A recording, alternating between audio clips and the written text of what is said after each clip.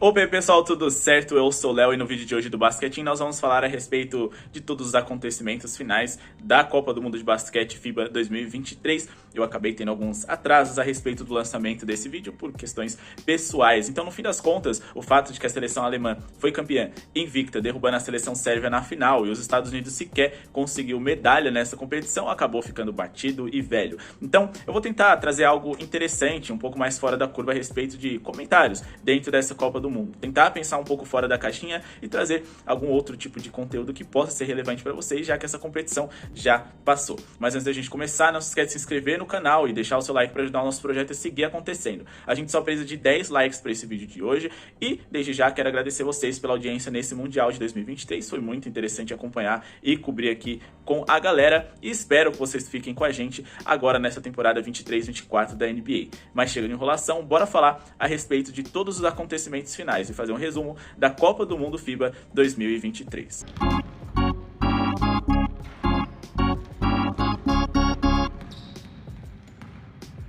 Bom, pessoal, é claro, vamos tentar começar aqui com os jogos do último final de semana que de fato foram os mais relevantes, para a gente poder falar de um tema um pouco mais recente, que foi Estados Unidos e Canadá. A seleção canadense e Estados Unidos fizeram um jogaço, o que muitos esperavam que fosse o jogo da final dessa competição, já que se tratava dos dois plantéis talvez mais talentosos que nós tínhamos nessa competição, individualmente falando. É claro, acabou que esse jogo foi um melancólico terceiro lugar, uma disputa, né, de terceiro lugar, nem tanto. Foi um jogo muito interessante, onde as duas seleções estavam brigando a veras, né, por conta dessa vitória. Principalmente porque para a seleção americana seria uma vergonha terminar a competição sem nenhuma medalha, porque a seleção canadense podia ou queria provar que era capaz de vencer a seleção onde existe, né, o principal basquete do mundo. Infelizmente foi, como eu disse, na melancólica disputa de terceiro lugar, mas um jogo bem interessante, muito bem pontuado, onde os jogadores mostraram seu talento e onde Dillon Brooks mostrou que pode ser uma peça interessante não só para a seleção canadense, como de fato ele foi o Defensive Player of the Year dessa competição. Defensive Player of the Year é a gente dizer, né, porque na verdade não foi um ano como um todo, mas enfim, uma peça que ofensivamente pode funcionar. Esse jogador. E aqui nós temos a primeira lição deixada a respeito desse Mundial FIBA, porque veremos pela frente no mundo do basquete. Dillon Brooks pode sim ser uma peça ofensiva interessante, apesar da dificuldade que ele tem em selecionar arremessos, é um jogador que tem repertório sim, e por mais que ele seja inconsistente do lado ofensivo, e na minha opinião jamais vai ser um All-Star, ele é um jogador um tanto quanto subestimado, principalmente por conta daquilo que ele fala e deixa de fazer. Mas sim, ignorando todo esse personagem, é um jogador que pode render. Inclusive, ele saiu do Memphis Grizzlies porque ele gostaria também, claro, ninguém renovou ali com ele, né? Também não vamos dizer que ele quis sair, mas ele também gostaria de ser um pouco mais protagonista no lado ofensivo da quadra. Só que com Desmond Bane, Ja Morant, o Steven Adams ali fazendo o trabalho sujo para que o Ja Morant jogue mais, e o próprio Jaren Jackson sendo o Defensive Player of the Year, que também tá evoluindo ofensivamente, não tinha como Dillon Brooks ter esse destaque. E agora no Houston Rockets, quem sabe ele não tem ao lado de Fred VanVleet, Jalen Green e companhia. A gente fez uma análise do que deve ser a temporada do Houston Rockets, o card vai ficar aqui em cima, porém eu fico ainda mais empolgado com o que o Dillon Brooks apresentou defensivamente e ofensivamente nessa competição, inclusive contra os Estados Unidos, marcando mais de 30 pontos e fazendo com que a seleção canadense saísse com a vitória. Os Estados Unidos até tentaram ali no final, em uma bola no estouro do cronômetro, onde o Michael Bridges, também adoro ele, pegou o próprio rebote dele e arremessou ali nos segundos finais para colocar o jogo no overtime. Infelizmente, a seleção americana mesmo assim não conseguiu vencer e não ficou com medalha, porque no overtime a seleção canadense se sobressaiu.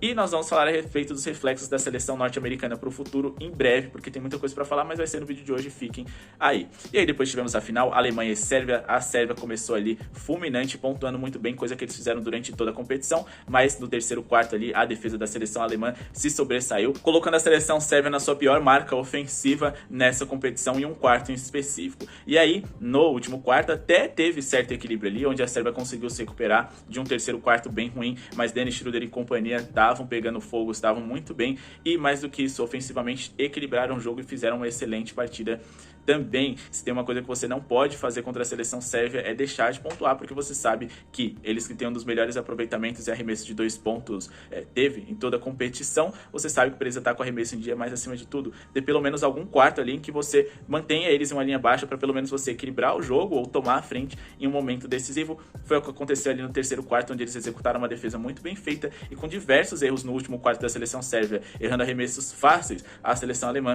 se saiu campeã, com principalmente principal jogador da competição tendo sido Dennis Schroeder. E por mais que eu tenha dito durante toda a competição em Luka Doncic, em Shai Gilgeous-Alexander, eu acho que tá bem entregue esse prêmio, porque o Dennis Schroeder ele apareceu nos momentos mais decisivos e sem ele a seleção alemã não seria campeã. Por mais que o Shai Gilgeous-Alexander tenha feito números melhores e, no geral, tenha feito uma Copa do Mundo que, na minha opinião, foi melhor, um dos jogadores conseguiu ser campeão. Eu acho que, no fim das contas, se você tá meio que na dúvida, não tem como você hesitar, você dá o título ali pro jogador que foi campeão, porque apesar de ser um título individual, o lado coletivo também conta, você tem que pensar e olhar com mais carinho pro Dennis Schroeder, que inclusive também precisamos destacar. E agora vamos aqui para mais um reflexo que essa Copa do Mundo pode ter na temporada. Dennis Schroeder não está mais no elenco do Los Angeles Lakers, ele agora faz parte do Toronto Raptors, um Toronto Raptors que perdeu o Fred VanVleet para a temporada, seu principal armador, e que gostaria de ver em Scottie Barnes o jogador que vai conduzir o ataque desse time. E bom, apesar de eu achar que ele tem talento e condição de se desenvolver para isso e que isso também é um boato, tá? A gente não tem a certeza que o Scottie Barnes vai ser o comandante do ataque do Toronto Raptors. Eu acho que eles precisam olhar com bastante atenção pro Dennis Schroeder, porque por mais que ele não seja um All-Star, ele é um jogador que eu tenho certeza que todo time gostaria de ter. Por mais que ele seja fominha em grande parte ali, né, da sua carreira, ele é um jogador que é capaz de vencer jogos, e isso faz muita diferença também, principalmente para um Toronto Raptors, que não é uma franquia lá que gosta de tancar, eles gostam de ser competitivos, e caso o Scottie Barnes não responda bem o suficiente como condutor da franquia na hora de carregar a bola para o ataque e armar o jogo, o Dennis Schroeder certamente vai estar sempre ali na cola, seja para roubar esse posto ou então para ser até o principal jogador dessa franquia, pelo menos nessa temporada. Gosto muito do basquete dele, claro que existem deficiências, principalmente ali, repito, ele é meio fominha às vezes, ele gosta de bater pra dentro e nem sempre é a melhor escolha, mas eu acho que ele chega com motivação muito alta por conta desse título na Copa do Mundo, mas também por conta do título de MVP. Então a lição que deve ser deixada é olho no Dennis Schroeder e também olho no Franz Wagner, ele que esteve no second team dessa competição, né, o segundo time ideal. Provavelmente ele não ficaria no primeiro. Acho que se ele tivesse ali saudável a competição inteira, ele até teria chance sim, e ele mostrou muita evolução. Eu sempre achei ele muito bom em tudo, eu acho que isso que torna ele um jogador interessante, mas ele mostrou, tá um passo à frente nesse tudo que ele já é bom, ou seja, ele tá evoluindo em diversos quesitos, principalmente no seu arremesso. Acho que o Orlando Magic tem aí, né, uma base de jovens jogadores bem interessante, menos interessante do que algumas pessoas falam, mas o Franz Wagner é uma pessoa que a gente precisa ter bastante atenção, porque ao lado do banqueiro eles vão fazer barulho nesse ano, e já que a gente tá falando de um Orlando Magic que joga no leste, por que não eles conseguirem aí um play-in, até porque às vezes o play-in ali no leste cai no seu colo mesmo que você nem queira, então não fique surpreso se a gente vê o Orlando Magic uma pós-temporada. E agora vamos falar aqui rapidamente a respeito das lições que foram tiradas quando a gente fala dessa seleção sérvia. Bom, o Bogdanovic joga muita bola. Eu sou apaixonado por esse jogador. Infelizmente ele teve uma temporada ruim, mas como todo o Atlanta Hawks, ele veio caindo, né, do ano retrasado pro ano passado, e ele teve um crescimento aí bem interessante na seleção sérvia, principalmente porque sem o Jokic ele teve que assumir certo protagonismo. Então assim, o Bogdanovic é uma peça que a gente precisa ficar de olho, o Atlanta Hawks precisa potencializar, porque ele é um pontuador de alto nível, ele consegue pontuar em diversos setores da quadra. Então esse que é um jogador que eu gosto tanto, ele poderia aí ser bem aproveitado em uma outra franquia, quem sabe ali no Cleveland, seria um jogador bem interessante ali para jogar de ala, apesar de não ser a posição principal dele. É um jogador que tem um arremesso ali, é um gatilho nato, e mais do que isso, um jogador muito inteligente ali na hora de executar as jogadas ofensivas principalmente. Tomara que ele tenha mais espaço, tomara que o Atlanta Hawks, né, com tantos jogadores que a galera gosta, com DeJounte Murray, com Trae Young e o próprio Bogdanovic, que é mais, talvez o meu caso aí, quem sabe a gente não veja o Atlanta Hawks finalmente jogando aquilo que se esperava deles desde que eles montaram essa dupla de DeJounte Murray e Trae Young, e desde que o time foi melhorando, eu digo melhorando assim em relação a contratações, o time melhorou, contratou melhor, mas dentro de quadra não apresentou esse bom desempenho. A seleção da Letônia e da Lituânia foram as grandes surpresas dessa competição, inclusive conseguiram colocar alguns jogadores no segundo time ideal, e a respeito desse time ideal da competição que eu quero falar agora. Bom, o First Team tem Anthony Edwards, Luka Doncic, Bogdanovic, Shai Gilgeous-Alexander e Dennis Schroeder. Olha, eu acho que esses foram de fato os 5 melhores jogadores da competição. Talvez o Anthony Edwards ali, eu acho que ele teve alguns jogos bem, que ele deixou bastante a desejar, e mais do que isso, né, o coletivo ali, no caso da seleção americana, fazia com que volta e meia ele não era nem um protagonista da própria seleção dele, mas ok, são 5 jogadores aí de altíssimo nível que jogaram muita bola, mas esse time aqui não existe, não tem como esse time aqui jogar junto, a não ser que você vá no modo, beleza, a gente não vai marcar nada, mas os adversários também não vão conseguir marcar a gente, mas pessoal, não faz muito sentido, né? O second time, de fato, ali tem um pivô e um jogador da posição 4, o que pra mim faz mais sentido, mas também é meio complicado, né? Você colocar o Valanciunas ali no time ideal. Então, já que eles acabam não elegendo por posição, tá tudo bem, aquele primeiro time ali de fato é melhor do que esse, mas como eu disse, o Franz Wagner, quem sabe não tivesse uma vaguinha aí se ele tivesse jogado a competição inteira. Outra coisa que eu achei bem esquisito também foi o Dillon Brooks, o defensive player dessa competição, ter ficado de fora até do segundo time ideal. Eu sei que a gente tá falando uma coisa de all second team e outra coisa é o melhor defensor da competição, mas ele também foi bem ofensivamente, foi um time que chegou ali na terceira colocação.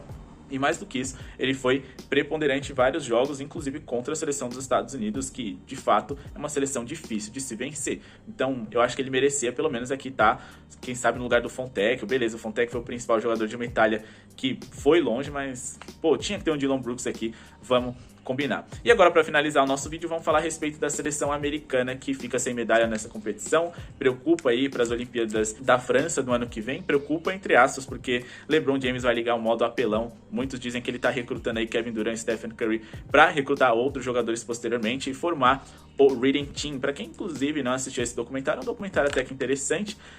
Eu acho que glamoriza demais uma seleção que tinha obrigação de vencer. Beleza, tem todo um contexto, assistam lá, vale a pena o documentário do Reading Team ali, produção do próprio LeBron James e do Dwayne Wade, mas eu acho que é um pouco glamorizado demais essa história da seleção americana, mas é muito legal você ver os bastidores, vocês verem como eles conseguiram entregar ali, né, o comando para que o Kobe fosse não só uma inspiração, mas também um jogador decisivo para aquela seleção americana que vinha de resultados ruins, e agora eles tentam repetir isso, depois de uma Copa do Mundo ruim, eles tentam dar a volta por cima em uma Olimpíada, trazendo seus principais astros, esse que era um time C/D e jovem que eles trouxeram para esse ano de 2023, deve ser completamente diferente em 2024, apesar de que a gente possa ver um ou outro jogador encabeçando ali a lista dos convocados para a competição de Paris, dificilmente a gente vai ver tantos jogadores como a gente viu nessa competição, jovens e que sequer tinham jogado basquetebol FIBA alguma outra vez. Então, todo o reflexo causado, a polêmica, as críticas em cima desses jogadores que sequer conseguiram uma medalha de bronze, vai ter reflexo lá na frente. Quem sabe a gente não veja o LeBron James, Kevin Durant e Stephen Curry jogando juntos de forma competitiva, né? Não em um All-Star Game aí, onde ninguém liga pra nada. Bom, pessoal, essa Copa do Mundo, então, que começou razoavelmente na ofensiva, acaba que vai ter vários reflexos daqui pra frente. Tivemos aí um Josh Giddey ganhando o prêmio de novato da competição, né? Um Rising Star ali, e que deve vir para uma temporada excelente com o OKC. A gente não falou muito a respeito dele. Jogadores aí que precisavam ganhar confiança e ganham confiança para a temporada da NBA que está por vir, como, por exemplo, o Bogdanovic, o Dillon Brooks, entre outros. O Austin Reeves também fez uma Copa do Mundo maravilhosa. E a gente viu também aí, né, a prova de que a soberba faz muita diferença. Estados Unidos eliminado, não conseguiu nem medalha, e que também o coletivo pode vencer, independente de qual fosse o adversário. Claro, a Alemanha tinha qualidade, tinha individual também, mas o coletivo é muito importante no esporte, que é coletivo. Bom, pessoal, deixe os comentários de vocês a respeito dessa Copa do Mundo, se vocês gostaram ou não, e muito obrigado pela audiência de vocês até aqui. Agora a gente vai voltar com a nossa rotina de vídeos com temas mais diferenciados até começar a NBA, pra gente poder estar falando diariamente a respeito da rodada. Muito obrigado pela sua audiência e falou!